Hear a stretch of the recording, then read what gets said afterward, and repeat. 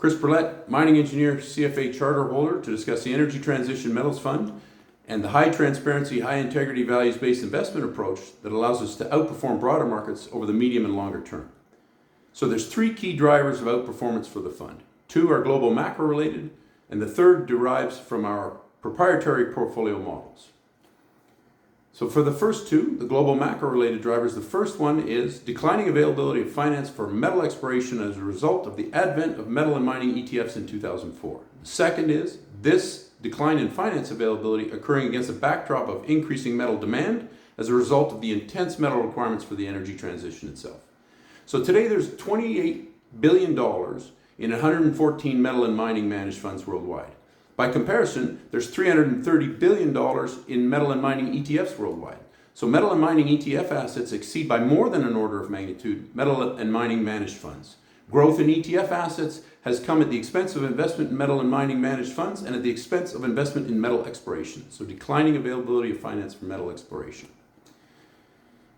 All Western nations today provide lists of critical minerals, which outline the metals and minerals deemed critical for their national security and economic development initiatives.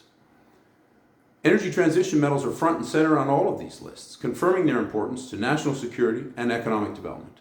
Supply chain resilience is a central theme across the critical mineral complex. So increasing demand for critical minerals, for national security, and for the energy transition requirements.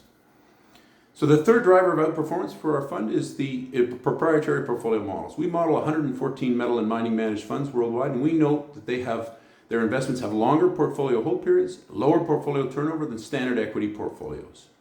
This is because the investment managers invest with exploration companies that take time to execute on their exploration strategies. The disclosures for these funds, however, are governed by the laws of mutual funds and SICAVs.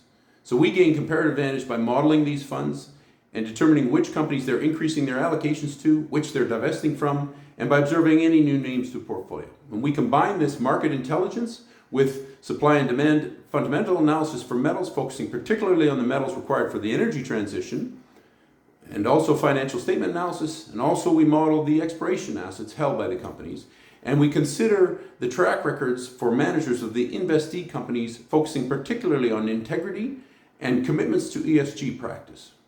So in summary, the metal exploration sector requires high transparency, high integrity, values-based investment approach, practice, in combination with the highest standards for ESG investment.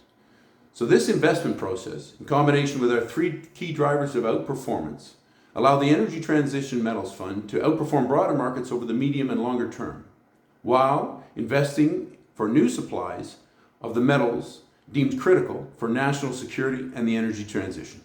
Thank you.